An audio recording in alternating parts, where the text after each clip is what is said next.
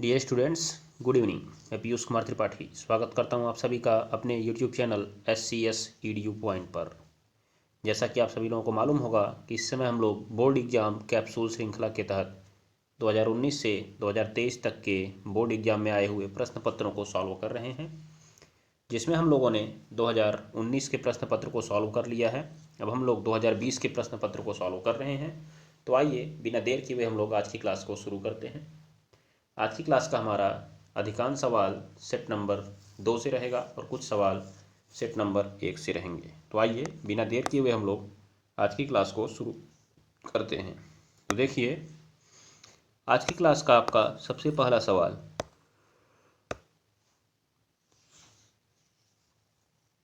बताइए अब क्या होता है। एक अवतल लेंस के द्वारा किसी वस्तु का प्रतिबिंब जो बनता है वो कैसा होता है। अवतल लेंस के द्वारा, अगर आप अवतल लेंस के द्वारा प्रतिबिंब बना रहे हैं तो कैसा बनेगा आप बताएंगे। बताइए ज़रा।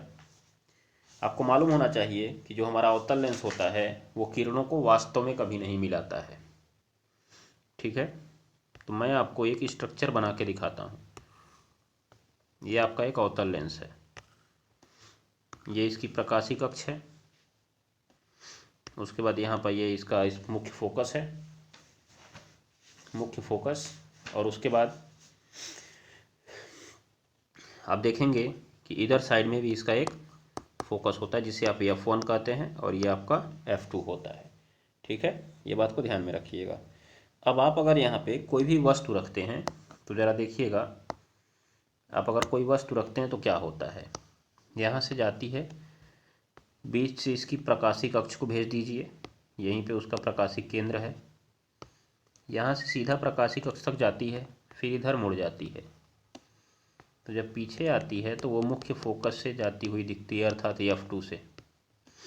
ठीक है, और एक दूसरी किरण जो होती है P से होकर सीधा निकल जाती है। तो देखिए यहाँ पे मिलेगा, मतलब ये प्रतिबिंब हमेशा छोटा बनेगा। कैसा बनेगा जी? छोटा बनेगा। और आप बताइए, क्या वास्तव में किरणें मिली क्या यहाँ पे? नहीं, इस किरण को जब ज़बरदस्ती पीछे बढ़ाया गया तब जाके ये मिली है। ज़बरदस्ती मिली है, इसका मतलब प्रतिबिंब तो आपका आभासी बनना तय है। प्रतिबिंब आपका आभासी बनना तय है। उसके बाद देखिए आप, आभासी तो ठीक है। अब बताइए सीधा बना कि उल्टा। तो अगर ऊपर की तरफ बनता है तो सीधा है और नीचे की तरफ बनता है तो उल्टा है। तो यहाँ तो आपने देखा कि ये जो प्रतिबिंब है वो तो ऊपर की तरफ ही बना हुआ है, मतलब सीधा भी हो गया। और आप बताइए क्या बड़ा बना क्या? देखिए यहाँ से एक लाइन पैरेलल गई है और ये F से होकर जा रही है। अगर आप यहाँ से ऐसे मिलाएंगे तो किसी भी तरह से वो उससे नीचे ही लाइन रहेगी, इससे नीचे ही रहेगी ना, इसके टॉप से। तो इसका मतलब वस्तु का प्रतिबिंब हमेशा छोटा बनेगा। तो कौन सा ऑप्शन सही है जी? आभासी, सीधा और छोटा। ऑप्शन नंबर 3 आपका सही होता है। ठीक है, चलिए आगे आइए आप लोग। दूरदृष्टि दोष के कारण वस्तु का प्रतिबिंब कहाँ बनता है? तो ये तो मैंने आपको बता रखा है, पीछे मैंने चित्र के माध्यम से भी इसको समझाया हुआ था। जैसे कि ये आपकी आँख है, इस आँख पे आपका यहाँ पे लेंस लगा हुआ है। आपको दूर दृष्टि दोष है, इसका मतलब दूर की तो साफ साफ दिखेगी परंतु नज़दीक की नहीं दिखेगी। क्या होता है, नज़दीक से जो जाने वाली किरणें होती हैं वो चूंकि उत्तल लेंस होता है आपका, नेत्र लेंस, तो अभिसारी लेंस है और ये चिपकती हैं। और चिपकने के बाद ये चिपकती कहाँ है? जाके रेटिना के पीछे। ये है आपका रेटिना और ये चिपक रही है जाके रेटिना के पीछे, मतलब आपका प्रतिबिंब यहाँ बनता है। ये आपका प्रतिबिंब बना। तो आप बताइए, प्रतिबिंब आपका रेटिना के पीछे बना कि आगे बना कि रेटिना पर बना? बताइए ज़रा। रेटिना के पीछे बना। तो कौन सा ऑप्शन सही है? 3rd नंबर ऑप्शन सही है। यही है भाई, अगर दूर वाला होता तो दूर वाले में कुछ ऐसे आती हैं और फिर यहीं पे मिल जाती हैं, यहीं पर रेटिना के पहले ही। और अगर आपका सब कुछ ठीक है तब वो जाके यहाँ रेटिना पर गिरती हैं, ये इस पर। यही प्रॉब्लम होती है। तो यहीं पे आप अगर दूरदृष्टि दोष है तो यहाँ पे आप क्या लगा देते हैं? अवतल लगा देते हैं, जिससे वो उसको और फैला देता है। कौन से वाले में? निकट वाले में। निकट में दिखता, दूर का नहीं दिखता ना। हाँ, तो यहाँ से आने वाली किरणों को और फैला देता है, और फैला देता है, जिससे भेजते हैं तो वो वहाँ तक पहुँच जाते हैं। ठीक है ना, ये ध्यान में रखिएगा। और अगर आपका दूरदृष्टि दोष है तो निकट वाला नहीं दिख रहा है, उत्तर लगा देते हैं तो थोड़ा और चपका के भेजता है, तो ये चपकाने के बाद यहाँ पहुँच जाता है। ठीक है ना, ये बात को आप ध्यान में रख लीजिएगा। तो ये इसकी कंडीशन होती है, मैं आपको पीछे बता चुका हूँ, इसीलिए केवल यहाँ पे बेसिक स्ट्रक्चर ही बना रहा हूँ, ज़्यादा खास नहीं बना रहा हूँ इसको। ठीक है, पीछे जाइए आप, वहाँ से देख के समझ लीजिएगा क्लास में, बार बार एक ही बात बताने का कोई फ़ायदा नहीं निकलता है, ये बात को ध्यान में रखिए। चलिए अब आते हैं अगले सवाल पे, और आज का सबसे तगड़ा और सबसे बढ़िया सवाल। जरा सवाल को अच्छे से पढ़ा जाए एक बार। लिखा क्या हुआ है, संलग्न विद्युत परिपथ में प्रतिरोधक R1 बराबर R2 बराबर R3 बराबर 30 ओम। मतलब ये भी आपका 30 है, ये भी आपका 30 है, और ये भी आपका 30 है। ठीक है, R4 बराबर 10 ओम, ये आपका 10 है। R5 जो है आपका 20 ओम है, और ये भी आपका 20 ओम है। ठीक है, ये ध्यान में रखिएगा। तो कह रहा है कि नहीं 20 नहीं है जी, कितना दिया है, 40 दिया ना, 40 ओम है, और ये भी आपका कितना ओम है, 40 ओम है। प्रयुक्त बैटरी 16 वोल्ट की है, शून्य आंतरिक प्रतिरोध है, मतलब यहाँ पर कोई प्रतिरोध नहीं है। आपका विभवांतर भी दे दिया गया 16 वोल्ट। कह रहा है R1 R2 R3 R4 R5 में बहने वाली विद्युत धारा क्रमशः I1 I2 I3 I4 I5 I6 का मान निकालिए, और V1 V2 V3 V4 V5 V6 का भी मान ज्ञात कीजिए।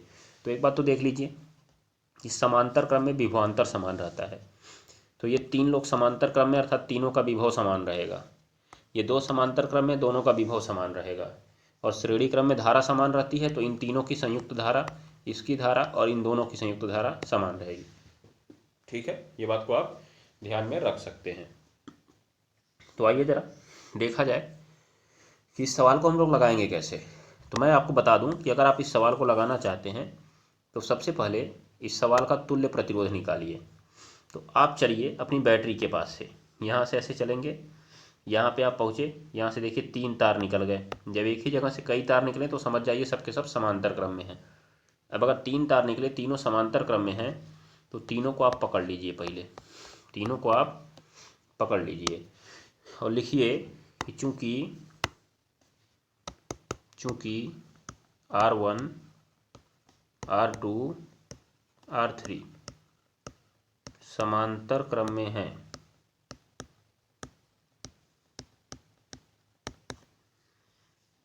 समांतर क्रम में हैं, ठीक है, इसलिए तुल्य प्रतिरोध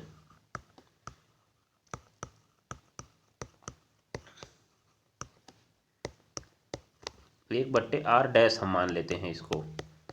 तो समांतर है इसलिए बट्टे में करके जुड़ेगा, 1/R1 plus 1/R2 plus 1/R3, ऊपर एक रहेगा।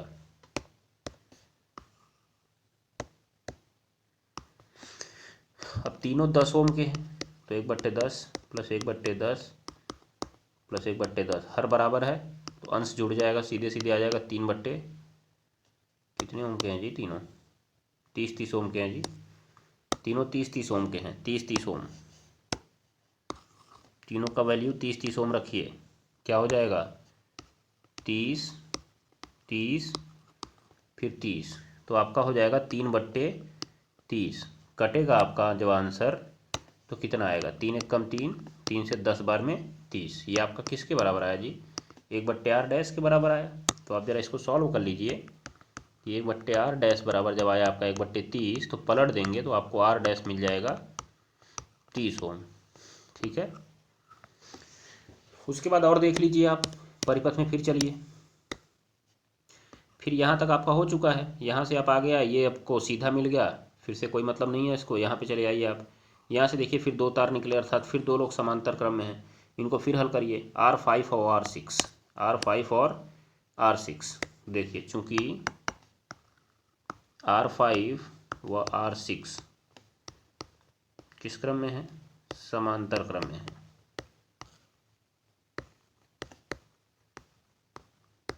समांतर क्रम में हैं। तो अब देखिए क्या होगा, इसलिए इसका भी तुल्य प्रतिरोध आप निकालिए। अब इसलिए इसका भी क्या निकालिए, तुल्य प्रतिरोध निकाल लीजिए। जब इसका तुल्य प्रतिरोध आप निकालेंगे तो आप इसको मानेंगे 1/R डबल डैश, ठीक है, और 1 बट्टे मिलेगा आपका R5 प्लस 1/, मिलेगा R6। तो देखिए दोनों के दोनों 40-40 ओम के हैं, तो 1/40 प्लस 1/40, ठीक। तो आपका क्या मिल गया, 40 एलसीएम और ऊपर एक जोड़ के 2 हो गया, 2 1 कम 2, 20 दूनी 40। तो आप देखेंगे कि यहाँ पे जो आंसर आया आपका 1/R डबल डैश बराबर, देखिए क्या आ गया 1/20। तो फाइनली जो आपका R डबल डैश है वो आ गया 20 ओम। तो अब ज़रा आप इस परिपथ को नए सिरे से बना लीजिए। कैसे, आपका यहाँ पे लगा था सेल, ठीक है, यहाँ से चले आप जो तीनों लिए थे, तीनों को तो आपने एक कर लिया, उसको R डैश बना दिया आपने। फिर ये वाला बेचारा अकेला ही था, इसको आपने कुछ नहीं किया, इसको R4 पे छोड़ दिया आपने। उसके बाद यहाँ पे आ जाइए, यहाँ पे आपको R डबल डैश मिल गया। आप बताइए, और यहाँ पे आपका जो परिपथ था वो 16 वोल्ट का था। तो अब क्या निकला कि आप यहाँ से तार लेकर चले तो यहाँ से आपको पहला प्रतिरोध मिला, आगे गए दूसरा मिला, उसके आगे गए तो तीसरा मिला, मतलब 3 प्रतिरोध लाइन से आपको मिल गए। तो आपने देखा कि जो R डैश है, फिर R4 है और R डबल डैश है, ठीक है, वो श्रेणी क्रम में है। किस क्रम में है जी, श्रेणी क्रम में है। तो अगर श्रेणी क्रम में है तो तुल्य प्रतिरोध R कितना होगा,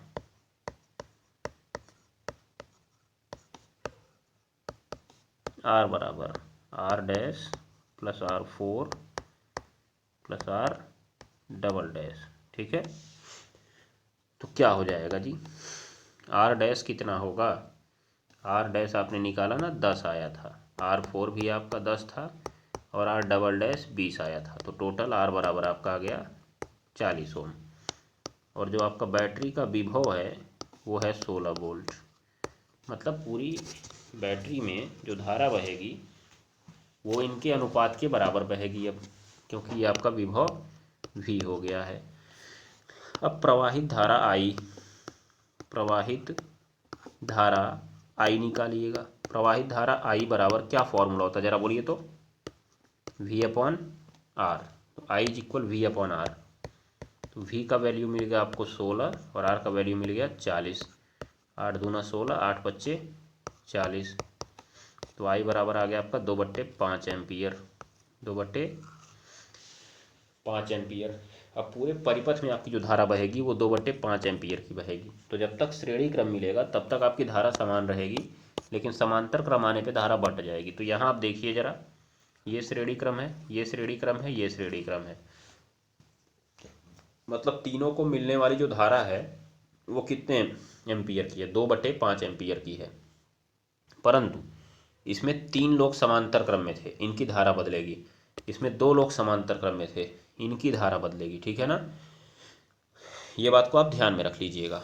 तो आइए ज़रा देखते हैं हम लोग कि आगे की कहानी क्या होने वाली है। तो हम लोग इसको थोड़ा सा अब परिपथ को फिर बनाते हैं। तो आइए ज़रा परिपथ को फिर बनाया जाए।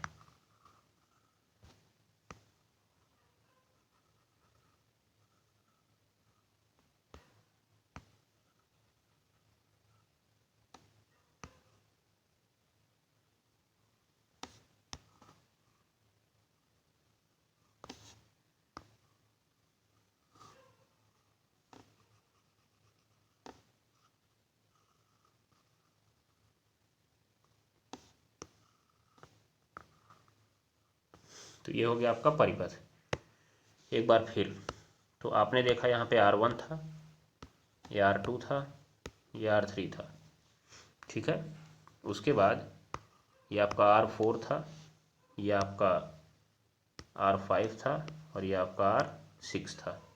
तो आपको मालूम होना चाहिए कि जब आप आगे बढ़े हैं तो यहाँ से आपके निकले हैं 3 तार। तो यहाँ से जो धारा चली थी वो I थी, यहाँ भी जो धारा चली थी वो I थी, परंतु यहाँ से धारा I1 हो गई, यहाँ पे धारा I2 हो गई, यहाँ पे धारा I3 हो गई, ठीक है। फिर यहाँ पे आने के बाद आपका फिर से I हो गई है, क्या हो गई है I। यहाँ पर भी आपका I थी, फिर यहाँ से पुनः 2 हिस्से में बट गई, तो एक को कहा गया I5 और एक को कहा गया I6। ठीक है, ये बात को ध्यान में रख लीजिएगा। अब एक बात समझ लीजिए, आप यहाँ से थोड़ा सा दिमाग लगाइए, नहीं तो आपको काफ़ी लंबा इसमें प्रक्रिया करनी पड़ेगी। आपने देखा यहाँ पे कि ये R1 बराबर भी 10 है, R2 बराबर भी 10 है और R3 बराबर भी 10 है। तो मैं आपको बता देता हूँ कि ये 10 का गुणा I1 में कराते हैं, 10 का गुणा I2 में कराते हैं, 10 का गुणा I3 में कराते हैं और तीनों होते हैं बराबर। तो चूंकि तीनों में 10-10 का ही है, इसका मतलब I1 I2 और I3 हो जाएगा आपका बराबर। I1 I2 और I3 आपका हो जाएगा बराबर। ठीक है, ये बात को आप ध्यान में रख लीजिएगा। तो I1 I2 I3 आपका बराबर हो गया, तो यहाँ से आप इसमें विभव निकाल सकते हैं। क्या निकाल सकते हैं? विभव। उसके बाद आप देखिए कि यहाँ पे देखिए जो आपका I5 है, ये R5 जो है ये भी था 40, ये भी था 40, इसमें भी दोनों बराबर हैं। इसका मतलब ये I5 और I6 भी आपका बराबर ही रहने वाला है।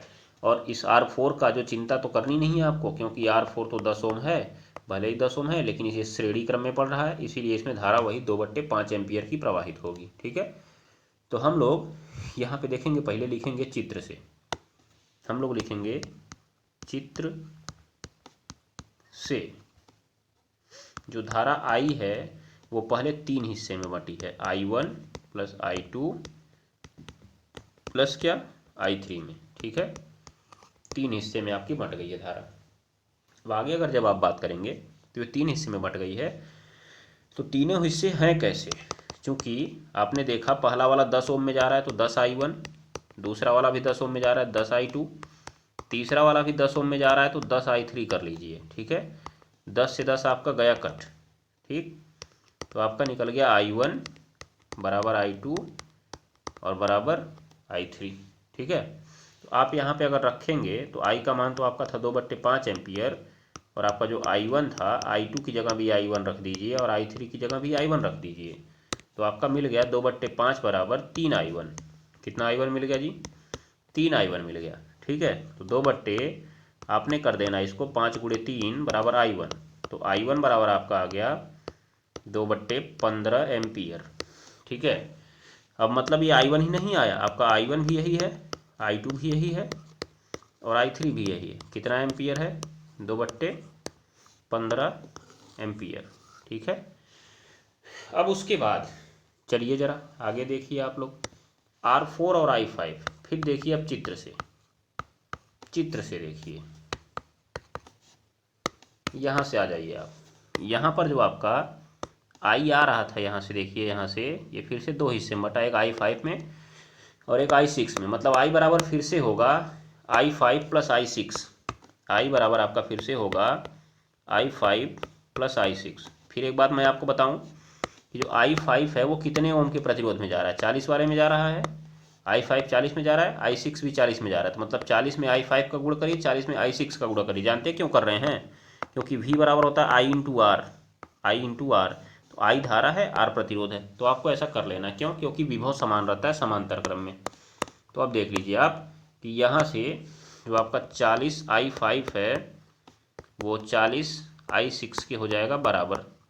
तो आप देखेंगे कि 40 से 40 कट जाएगा तो I5 बराबर आ जाएगा आपका I6 के। तो रख दीजिए I का मान 2/5 और यहाँ पे दोनों की जगह रख दीजिए I5 प्लस, ये भी प्लस I5, तो कितना हो गया? 2/5 बराबर 2I5 आ गया, तो 2 नीचे आया आपका, तो 2 से 2 कट गया, तो I5 जो है आपका आ गया 2/10 नहीं, 2 से 2 कट जाएगा ना, तो 1/5 आ जाएगा 5 एम्पियर। तो I5 ही नहीं, आपका I5 और I6 भी आ गया कितना एम्पियर जी? कितना आ गया? 1/5 एम्पियर, तो ये भी आपको गया मिलब। उसके बाद आप बात कर लीजिए जो आपका बचा R4 वाला। R4 तो सीधे श्रेणी क्रम में ही है, इसका मतलब इसमें धारा वही रहेगी। तो देखिए आप, चूंकि R4 श्रेणी क्रम में है, श्रेणी क्रम में है, इसलिए प्रवाहित धारा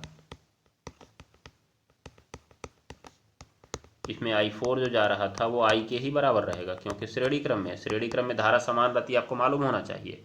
बदल नहीं सकती है, तो वही जाएगा इसमें 2/5 एम्पियर। तो सबकी धारा मिल गई ना आपको। अब सबका विभव निकालना है आपको, सबका विभव निकालना है। तो चूंकि पहले आप एक फॉर्मूला लिख लीजिए, V बराबर I इंटू आर, V बराबर I इंटू आर। तो अब आप इसी फॉर्मूले से सबका विभव निकाल लीजिए। कैसे, देखिए V1, तो आइए अब देख लिया जाए प्रत्येक सिरे पर प्रतिरोध। तो चलिए, जब आप पहले आप V1 निकालने जाएंगे तो V1 का फॉर्मूला होगा I1 गुणा R1। तो आपने देखा जो I1 था वो निकला 2/15। कहाँ से निकाला आपने, जरा पीछे देखिए, यहाँ पे आपने I1 बराबर I2 बराबर I3 बराबर निकाला था ना 2/15, ठीक है। तो 2/15 आपने निकाला हुआ है, यहाँ पे 2/15 उसको रख दिए। और R1 कितना था, 30 ओम था। तो आपने इसको काट दिया, 15 दूना 30, आ गया आपका 2 दूनी 4 वोल्ट, ठीक है। ऐसे ही आप V2 निकालेंगे, वो भी यही आएगा, क्योंकि आपको तो मालूम है कि वो भी वही आने वाला है। क्यों, क्योंकि आपका R1 R2 R3 बराबर है और समांतर क्रम में है। तो समांतर क्रम में आपको मालूम होना चाहिए कि जो प्रतिरोध होता है वो एक समान होता है। सॉरी, प्रतिरोध की बात कर रहे हैं। समांतर क्रम में जो आपका क्या होता है, विभव एक समान रहता है। तो यहाँ पे आप देख लीजिए, इसको मैं 4 वोल्ट लिख रहा हूँ। तो अब लिख रहा हूँ I2 गुणे R2, तो क्या हो जाएगा जी, I2 कितना होगा, I2 बताइए तो। वो भी 2/15 ही है और इसका भी 30 है। फिर कटेगा 15 दूनी 30, फिर आएगा 4 वोल्ट। फिर देख लीजिए आप V3 की बात करेंगे तो I3 गुणे R3, ठीक है। तो 2/15 और फिर गुणे आपका 30, फिर कटेगा तो फिर आएगा 4 वोल्ट। चलिए V4 निकाल लीजिए, I4 गुणा R4। तो अब देखिए I4 कितना था, यहाँ से आपने देखा चूंकि R4 जो था श्रेणी क्रम में है, इसलिए प्रवाहित धारा जो I4 थी वो समान ही रह गई 2/5। और वो प्रतिरोध कितने वोल्ट का था, प्रतिरोध कितने ओम का था, 10 ओम का था। तो आप यहाँ पे देखेंगे 2/5 और गुणे कितना 10, कटेगा तो 4 वोल्ट इसको भी मिल जाएगा। कितना मिल जाएगा जी, 4 वोल्ट इसको भी मिल जाएगा। अब आ जाइए आप V5। तो V5 था आपका I5 गुणे R5। तो I5 आपका कितना आया है, ज़रा देख लीजिए, I5 बराबर I6 आया है 1/5 एम्पियर का। और वो दोनों प्रतिरोध आपके थे 40 ओम के। तो I5 जो है 1/5 और ये है 40, कट गया तो आपका आ गया 8 वोल्ट। ऐसे V6 आ जाइए, I6 गुणा R6, तो आ गया आपका 1/5 और गुणे कितना आ गया यहाँ पर 40, ये भी कट गया तो 8 वोल्ट आ गया, ठीक है। ये बात को आप ध्यान में रख लीजिएगा। तो ऐसे आप निकाल सकते हैं, ठीक है। तो मैंने आपको ये वाला तरीका क्यों बताया, जरा आप यहाँ से फिर से एक बार देखिएगा और से इसको समझने का प्रयास करिएगा। यहाँ जो मैंने आपको लिखा ये वाला पॉइंट, जरा आप इसको देखिए, मैंने लिखा 10I1 बराबर 10I2 बराबर 10I3। ये लिखना जरूरी क्यों था, मैं चाहता तो डायरेक्ट I1 बराबर I2 बराबर I3 लिख सकता था बोलकर, परंतु इसको लिखना जरूरी क्यों था, क्योंकि देखिए यहाँ पे अगर आपको 10 ओम दिया गया है, यहाँ पे अगर आपको 10 ओम दिया गया, यहाँ से देखिए ये आपको 10 ओम दिया गया है, ठीक है, 10 ओम दिया गया है। अगर ये 10 के अलावा कुछ और दे दिया होता तब तो हमें बिना गुणा किए सवाल ही नहीं लगता। यहाँ पर भी 10 के अलावा कुछ और दे दिया होता, बिना गुणा किए सवाल ही नहीं लगता। मतलब आप जानते हैं V बराबर I इंटू आर, इसी में आपको गुणा करना है। तो आपको I का गुणा 10 में किए, I2 का गुणा 10 में किए, I3 का गुणा 10 में किए, और तीनों रहेंगे बराबर, तीनों रहेंगे बराबर। ये बात को ध्यान में रखिएगा, क्योंकि V बराबर होता है। और आपने लास्ट में देखा तीनों का V एक ही समान आया भी था, ठीक है। ये बात को ध्यान में रखिएगा। ऐसे यहाँ पे 40 का I5 से किए, 40 का I6 से किए, वो तो बढ़िया बात थी कि ये सब बराबर थे इसलिए कट गए। अभी अगर बराबर नहीं होता तो एक भी नहीं कटता और हमको बट्टे में करके रिलेशन निकालना पड़ता, फिर यहाँ पे रखते तब जाके आंसर आता। जैसे मान लीजिए वो होता 10I1 बराबर 15I2, ठीक है। तो हम I1 बराबर निकालते, I1 बराबर निकालते 15I2/10 और इसको काटते 5 दूनी 10, 5 3 15, तब इसको लिखते 3/2I2। तो यहाँ पे हम I1 की जगह लिखते 3/2I2। ऐसे ही आपका I2 का I3 के साथ निकालते, ठीक है, तब जाके इसमें रखते, तब हमें वैल्यू मिलती। हो जाएगा, ये बात को ध्यान में रखिएगा, इसीलिए मैंने आपको इस तरीके से बताया है। तो आशा करता हूँ कि आपको ये सवाल समझ में आया होगा, और नहीं समझ में आया होगा तो कमेंट बॉक्स में कमेंट करिए। एक दिन मैं इस क्लास को अलग से लूँगा और इस सवाल को केवल अलग से आपको समझा दूंगा, ठीक है। अगर समझ में आ गया होगा तो अच्छी बात है। चलिए अब हम लोग चलते हैं अगले सवाल पर। अगला सवाल आपके सामने रिपीटेड क्वेश्चन ही है, देख लीजिए आप लोग। लिखा हुआ है मिशेल की अवधारणा के आधार पर साबुन की सफाई प्रक्रिया को समझाइए। तो मिशेल क्या है? मिशेल क्या है? क्योंकि आपको मालूम होगा कि जब हम किसी भी साबुन को जल में घोलते हैं, साबुन या मार्जक को जल में घोलते हैं, तो उसमें उसका आयनन हो जाता है और उसका फॉर्मूला आपको मालूम होगा RCOON। ठीक है, जैसे ये जल में जाता है आपका RCO माइनस अलग हो जाता है और Na प्लस अलग हो जाता है। यही मिशेल बनाने के लिए उत्तरदायी होता है। कैसे? क्योंकि इसमें जो R है आपका C17H35 COO पे माइनस होता है, जिसे आपने कार्बोक्सिलेट आयन कहा था। मैंने आपको पिछली क्लास में इसको पूरा मिशेल का बनना और उसका समझा दिया है सफाई प्रक्रिया, इसलिए मैं यहाँ पे पूरा विस्तार पूर्वक नहीं बताने वाला हूँ, केवल आपको याद दिलवा रहा हूँ कि मैंने बताया क्या है। विस्तार पूर्वक जानना है तो आप पीछे की क्लास देख सकते हैं, और जिनने देखी है उनके लिए बहुत अच्छा बात है। चलिए, तो ये आपको इस तरह से दिखाया गया था। ठीक है, और यहाँ पे आपको C डबल बॉन्ड O, यहाँ पे O करके माइनस था। तो इस वाले भाग को कहा गया था ध्रुवीय भाग और इस वाले भाग को कहा गया था अध्रुवीय भाग। ठीक है, ये आपका जल विरोधी था और ये वाला जो था आपका जल स्नेही था। ठीक है, ये बात को आप ध्यान में रखिएगा। और जैसे ही हम इस साबुन को जल में घोलते हैं, तो चूंकि अगर आपने पूरा पूरा जल भर दिया, इधर उधर हर जगह आपने जल भर दिया, और जैसे इसमें साबुन घुलेगा तो साबुन का एक हिस्सा जो है गोलाकार वाला, मैंने देखिए यहाँ पे गोलाकार बनाया ना, इस गोलाकार जो बनाया ये वाले की बात हो रही है, ये गोलाकार वाले हिस्से की। तो जो गोलाकार वाला हिस्सा है वो तो आपका क्या हो जाता है, जल के साथ स्नेह करता है, जल के साथ चिपकता है, परंतु आपका जो पूंछ वाला हिस्सा है वो नहीं चिपकना चाहता है। तो ऐसे बहुत सारे साबुन के आयन एक दूसरे को गोलाकार रूप से घेर लेते हैं, गोलाकार रूप से घेर लेते हैं, गोलाकार रूप से, जिससे क्या होता है कि वो एक सतह बना लेते हैं और उसके भीतर पानी नहीं जा पाता है, उसके भीतर पानी नहीं जा पाता है, तो सारे जल विरोधी भाग अंदर यहाँ पे ऐसे पड़े रहते हैं। ठीक है, ये बात को ध्यान में रखिएगा। और जैसे ही आप इसमें गंदे कपड़े डालते हैं जिसमें धूल मिट्टी वसा आदि लगी होती है, तो धूल मिट्टी वसा चिकनाई आदि जो होती है वो जल विरोधी होती है। तो अगर जल विरोधी है तो वो भी जल के केंद्र में चली जाएगी, और जैसे यहाँ पे जाएगी वो फैट इसमें फंस जाएगा, वो जो फैट है आपका इसमें फंस जाएगा। अब उसके बाद जब आप इसको जल से धोएंगे तो ये जल से चिपकने के कारण जल के साथ बाहर भागेगा, बाहर की ओर भागेगा। अगर ये भागेगा तो उस वसा को भी लेकर भाग जाएगा और आपका कपड़ा हो जाएगा साफ। तो यही इसकी साबुन की स्वच्छीकारक प्रक्रिया है। लिखवाने का तरीका मैंने आपको पीछे बता रखा है, इसलिए मैं पुनः इसको नहीं बताऊंगा, आपके दिमाग में एक बार लाना था, मैंने आपको समझा दिया है। ठीक है, उसके बाद देखिए आपका दूसरा सवाल तो कट चुका है सिलेबस से, वो है नहीं। यहाँ से पूछ रहा है आयनिक यौगिक किसे कहते हैं, NaCl के बनने की प्रक्रिया इलेक्ट्रॉन डॉट बिंद के द्वारा समझाइए। 2 नंबर में आपसे पूछी गई।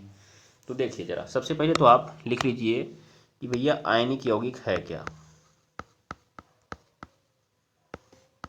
कि आयनिक यौगिक है क्या।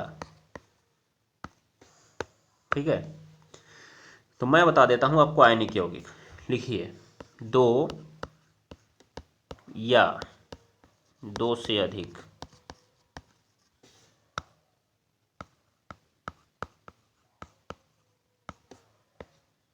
भिन्न परमाणुओं के मध्य, भिन्न परमाणुओं के मध्य इलेक्ट्रॉनों के पूर्ण स्थानांतरण से बना बंध, पूर्ण स्थानांतरण से बना बंध, ठीक है, आयनिक बंध कहलाता है, आयनिक बंध कहलाता है। और इस प्रकार बना यौगिक आयनिक यौगिक कहलाता है। क्या कहलाता है? आयनिक यौगिक कहलाता है। ठीक है, ये बात को आप जरूर ध्यान में रख लीजिए, आप गांठ बांध लीजिए इस बात को और याद कर लीजिए बार बार इस बात को। ठीक है, अब उसके बाद हमको बताना है कि NaCl का बनना इलेक्ट्रॉन डॉट बिंदु के आधार पर कैसे दिखा सकते हैं हम। तो कैसे दिखाएंगे आप, देखिएगा जरा। इसके लिए आपको लेना होगा Na और Cl को। अगर आप NaCl का बनना दिखाना चाहते हैं तो इसके लिए आपको Na और Cl को लेना होगा, जिसका इलेक्ट्रॉनिक विन्यास आपको जानना होगा। तो आप ऐसे लिखेंगे, इसका कितना होता है 2 8 1 और इसका कितना होता है 2 8 7। ठीक है, तो आप इनको बनाइए ज़रा। सोडियम लीजिए और इसके चारों ओर एक इलेक्ट्रॉन ऐसे दिखा दीजिए। ठीक है, हुआ क्या, इसके बगल में क्लोरीन लीजिए, क्लोरीन के चारों ओर 7 इलेक्ट्रॉन दिखा दीजिए, क्योंकि 7 इलेक्ट्रॉन इसके बाहरी कोश में हैं। अब बताइए कि सभी लोग अपने बाहरी कोश में कितना करना चाहते हैं 8, जिसे आप लोग अष्टक नियम बोलते हैं। क्या बोलते हैं, अष्टक नियम बोलते हैं।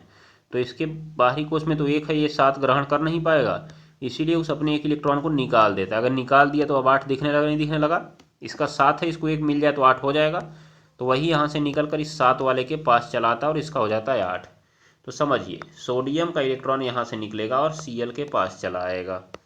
तो तीर के बाद होगा क्या, देखिए जरा, आपका बचा सोडियम और इलेक्ट्रॉन इसका निकल के भाग गया, इलेक्ट्रॉन इसका निकल के भाग गया। तो अब मैं इसके पास इलेक्ट्रॉन नहीं दिखाने वाला हूँ। तो अब Cl की बात करेंगे हम लोग। इसका इलेक्ट्रॉन यहाँ से निकला तो Cl के पास ही भागा, तो एक इलेक्ट्रॉन मैं Cl के पास ऐसा वाला दिखाऊंगा और बाकी के जो 7 हैं मैं उसका दिखाऊंगा। ठीक है, बाकी के जो 7 हैं मैं उसका दिखाऊंगा, ये ध्यान में रखिएगा।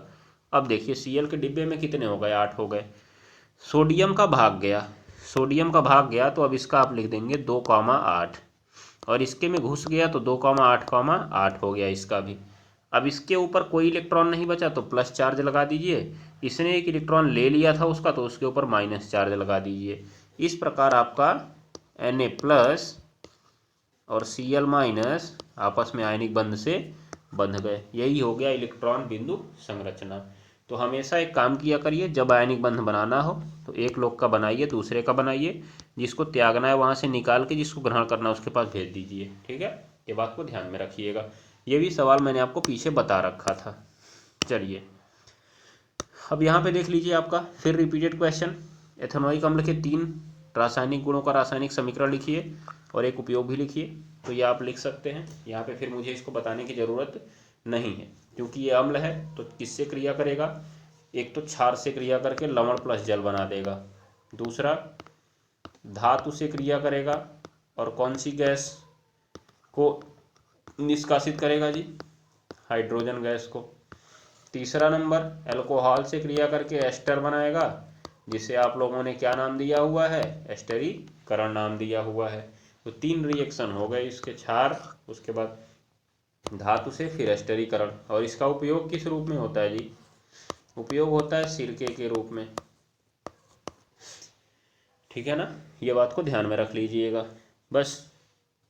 चलिए अगले सवाल पे चलते हैं हम लोग। अगला सवाल देखिए आप लोग, यहाँ पे एक दमदार चीज आ रही है, ऑक्सीकरण अभिक्रिया। ये भी मैंने आपको पीछे बता रखा है।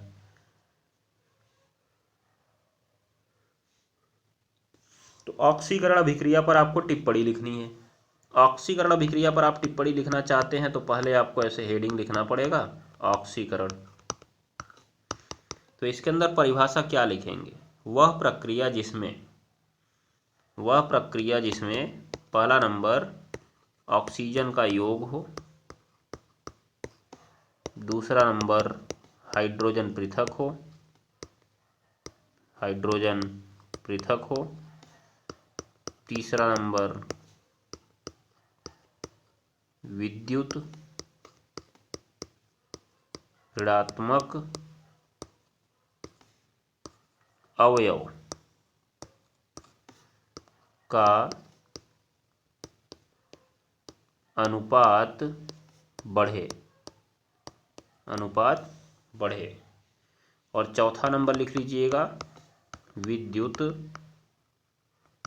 धनात्मक अवयव का अनुपात बढ़े। एक मिनट, दोनों बढ़ेगा, ऐसा कैसे दोनों बढ़ेगा जी, एक घटना चाहिए ना, तो घटे। तो ये हो गया आपका ऑक्सीकरण। तो परिभाषा आप लिख दीजिएगा, और इसी में 5वां नंबर भी लिख दीजिएगा। 5वां नंबर क्या, इलेक्ट्रॉन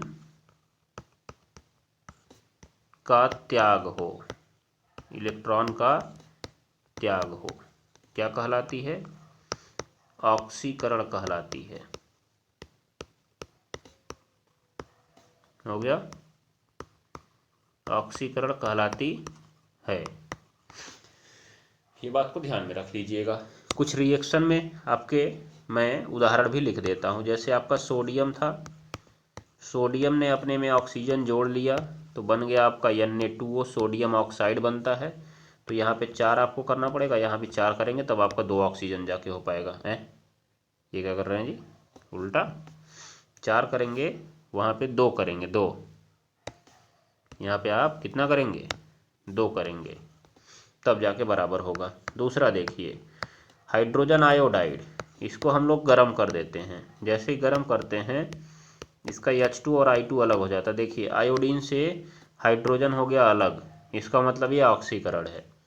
और एक देखिए आप लिखिए SnCl2, तीर के बाद SnCl4। तो देखिए यहाँ पे जो प्लस वाला है 1 ठो है, माइनस वाला 2 ठो है, प्लस वाला 1 ठो है, माइनस वाला 2 ठो है। 1 मिनट, 2 ठो कहाँ है जी, 4 है ना, 4 है, 4। देखिए माइनस वाला बढ़ गया कि नहीं बढ़ गया, मतलब ऑक्सीकरण है। फिर मैं एक लिखता हूँ, देखिए HgCl2, Hg2Cl2, उससे हो गया HgCl2। तो देखिए ज़रा, फिर देखिए आप यहाँ पे देखिए Hg 2 ठो है, Cl 2 ठो है, Hg 1 ठो है, Cl 2 ठो है। तो Cl माइनस बनाता है, उसको देखना नहीं, प्लस वाले को देखिए। प्लस वाला देखिए यहाँ से यहाँ तक 2 से घट के 1 हो गया, मतलब ऑक्सीकरण है। तो ये हो गया आपका ऑक्सीकरण का रिएक्शन। उसके बाद आप देख सकते हैं एक और, सोडियम को अभी हमने पीछे देखा, सोडियम हमारे पास होता है, वो अपना एक इलेक्ट्रॉन निकाल देता है बाहर, और जैसे निकालता है उसके ऊपर एक प्लस आ जाता है। कोई भी अपना जितना इलेक्ट्रॉन त्यागेगा उसके ऊपर उतना प्लस आ जाएगा, याद कर लीजिएगा। और उसने एक निकाल दिया तो वो प्लस में दिखने लगेगा। ये भी आपका ऑक्सीकरण है। मैं आपको एक बात बता देता हूँ, जो आपका ऑक्सीडेशन होता है, ऑक्सीडेशन, ऑक्सीडेशन में इलेक्ट्रॉन तीर के बाद प्लस चिन्ह में दिखता है। किस में दिखता है जी, प्लस चिन्ह में दिखता है। ये बात मैं आपको बता देता हूँ, ठीक है, ध्यान में रख लीजिएगा आप। चलिए, तो ये चीज़ आपका हो गया ऑक्सीडेशन। फिर आपका दूसरा आता है समजातीय श्रेणी। ये मैं आपको नहीं बताने वाला हूँ क्योंकि मैंने इसको पूरा लिखवा दिया है, फिर वही बात बोलने का कोई मतलब है नहीं।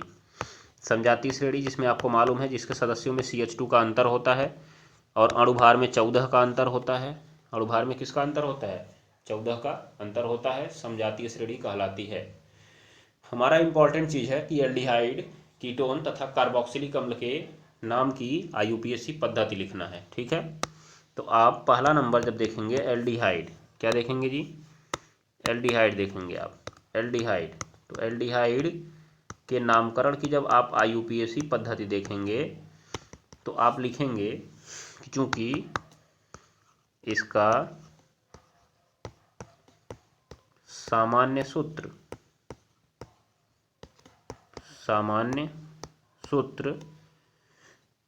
ठीक है RCHO होता है, ठीक है, जिसका IUPAC नाम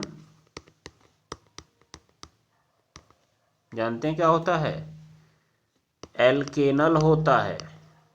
क्या होता है जी, एल्केनल होता है, ठीक है, ध्यान में रख लीजिएगा आप लोग।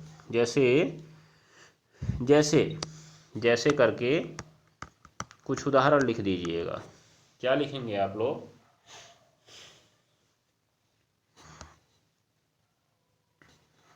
देखिए आप पहला उदाहरण लिखिएगा HCHO, जिसका साधारण नाम है फॉर्मल्डिहाइड। क्या नाम है, फॉर्मल्डिहाइड। तो एक कार्बन है ना, अगर इसका आईयूपीएसी नाम लिखना है गिनती इसी कार्बन से होगी। एक कार्बन है, कोई प्रेफिक्स इसमें दिखा क्या? नहीं। रूट वर्ड लगा दीजिएगा मेथ, सभी सिंगल बॉन्ड एन, ई हटा के उसमें अल जोड़ दीजिएगा, तो नाम हो गया इसका मेथेनल। क्या नाम हो गया जी? मेथेनल। ठीक है। फिर आपका एसिटल्डिहाइड की बात कर लीजिए। एसिटल्डिहाइड का जब सूत्र बनाइएगा तो CH3CHO बनाइएगा। एक नाम जो है वो है एसिटल्डिहाइड। ठीक है। चलिए उसके बाद देखिए गिनती कहाँ से करेंगे, इसी से 1 2, तो 2 कार्बन के लिए लगेगा एथ, सभी सिंगल बॉन्ड एन, और उसमें जोड़ देंगे अल, तो जो नाम हो जाएगा इसका हो जाएगा एथेनल। क्या नाम हो जाएगा? एथेनल। फिर देखिए अब आ जाइए दूसरे वाले पे, कीटोन का भी लिखना है। किसका लिखना है? कीटोन का। तो दूसरा हेडिंग लिख लीजिए कीटोन, वैसे लिखिएगा अपने पेपर में जैसे मैं बता रहा हूँ, कीटोन। तो इसमें लिखिएगा इसका सामान्य सूत्र RCOR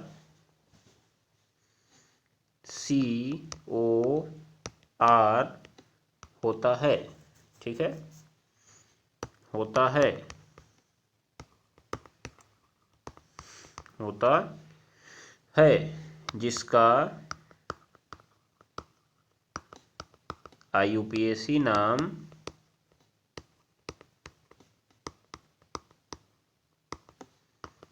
एल्केनोन होता है।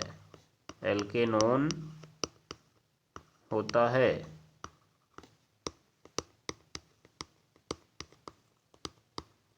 ठीक है। जैसे जैसे जरा देखिए इसका सूत्र था RCOR, तो उसी R की जगह आपको वैल्यूज रखनी है, तो दोनों R की जगह आप CH3 रख दीजिए, CH3CO CH3। क्या इसमें गिनती CO के कार्बन से ही करें क्या? नहीं। आपको मालूम होना चाहिए कि जब भी हमारे पास ये क्रियात्मक समूह बीच में है तो किनारा कार्बन से गिनती करेंगे, 1 2 और 3। तो 3 कार्बन के लिए लगता है प्रोप, सभी सिंगल बॉन्ड एन, और इसके लिए क्या नाम लगता है? ओन। किस नंबर पे है? दूसरे नंबर पर। तो हिंदी इसका नाम लिख देंगे हम लोग प्रोपेनोन। अगर 2 नहीं लिखा है तो भी कोई बात नहीं है, ध्यान से सुन लीजिएगा। अगर 2 नहीं लिखा है तो भी कोई बात नहीं है, और मैं आपको इसका साधारण नाम भी बता देता हूँ कि इसका साधारण नाम है एसीटोन। क्या नाम है इसका जी? एसीटोन। हो जाएगा ना? ये बात को आप ध्यान में रख लीजिएगा, नहीं तो गड़बड़ा जाएगा मामला। चलिए अब देख लीजिए आगे अगला, तीसरा और आज का लास्ट हेडिंग, कार्बोक्सिलिक अम्ल का नामकरण। किसका? कार्बोक्सिलिक अम्ल। तो इसमें आप ऐसे लिखेंगे,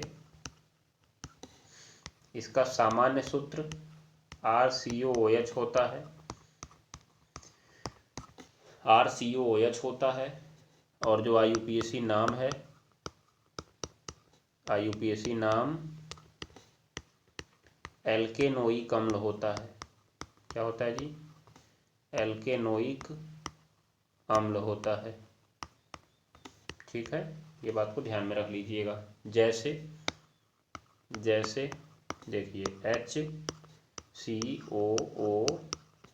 पहले H से ही शुरू होता है इसमें, इसका जो नाम होता है फॉर्मिक अम्ल, जो कि लाल चींटी में पाया जाता है। ये बात को ध्यान में रख लीजिएगा। उसके बाद जब आप इसका नाम लिखने जाते हैं तो एक ही कार्बन है, गिनती उसी की हो जाएगी। तो एक कार्बन के लिए लगता है मेथ, सभी सिंगल बॉन्ड तो लगता है एन, और लास्ट में जोड़ देते हैं क्या?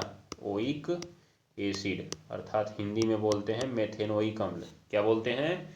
मेथेनोइक अम्ल। मेथेनोइक और अम्ल, याद रख लीजिएगा आप लोग। ठीक है। फिर उसके बाद देखिए दूसरा CH3COOH है, इसका जो नाम होता है वो होता है एसीटिक अम्ल। क्या होता है जी? एसीटिक अम्ल होता है। तो इसमें आप देखेंगे जब गिनती करेंगे इसकी, तो गिनती करते समय हमको मिलेगा 1 कार्बन और ये 2 कार्बन। 2 कार्बन के लिए क्या लगता है? एथ लगता है, सभी सिंगल बॉन्ड है तो एन लग जाएगा, और फिर उसमें भी जुड़ जाएगा ओइक अम्ल, जिसे कहेंगे एथेनोइक अम्ल, एथेनोइक अम्ल। ठीक है, तो इस तरह से आपका नाम होता है। ठीक, तो यही आपको उसमें लिख देना है। 3 नंबर में आपसे पेपर में पूछा गया था ये बात को ध्यान में रख लीजिएगा। चलिए अब हम आ जाते हैं जरा अगले सवालों पर जो आपको होमवर्क में करके आना है। तो देखिए ये होमवर्क है आपका, आप इसको हल करिएगा। फिर अगला ये भी आपका होमवर्क है। इसके लिए मैंने आपको सवाल का तरीका बताया कैसे आप लगाएंगे, आप लगा के मुझे बताएंगे। फिर आपका तीसरा सवाल और चौथा सवाल आपका होमवर्क है। ठीक है, ये बात को ध्यान में रखिए। और एक सवाल ये भी है जिसे मैं करवाने वाला था परंतु समय न होने के कारण आज नहीं करवा पाया, कल मैं आपको ज़रूर करवा दूंगा इसको। ठीक है, तो आज के लिए बस इतना ही। तब तक के लिए नमस्कार। पढ़ते रहिए, पढ़ाते रहिए, हंसते रहिए और हंसाते रहिए। मिलते हैं कल की क्लास में।